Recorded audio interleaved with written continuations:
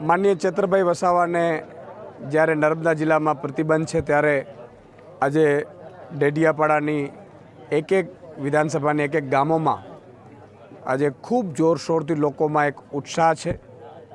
ચેતરભાઈ નથી છતાં પણ ચેતરભાઈના ધર્મપત્ની કોંગ્રેસના જે લડેલા ઉમેદવારો સહિત જે લોકો ગામોગામ જાય છે ત્યાં ખૂબ લોકોનો પ્રેમ મળી રહ્યો છે।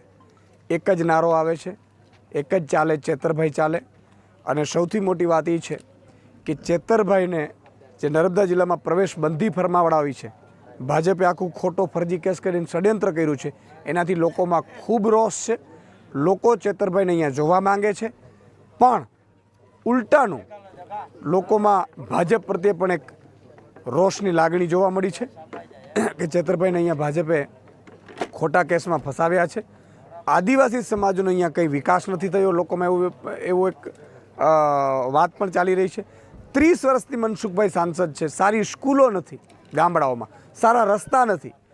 આજે ગામડાની હાલત દયનીય છે, પાણી નથી, સિંચાઈનો પીવાનો પાણી પણ નથી। તમે વિચાર કરો, નર્મદા ડેમ બાજુમાં છે, ત્યારે આ સ્થિતિમાં લોકો ખૂબ પીડાઈ રહ્યા છે। મેં પણ કેટલાક ગામોમાં મુલાકાત લીધી।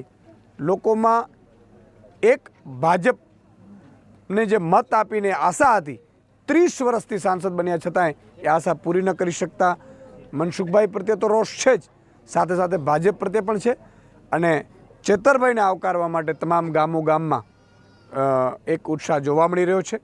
એટલું ચોક્કસ છે કે ચેતરભાઈ આદિવાસી સમાજની એક આશા બની ગયા છે।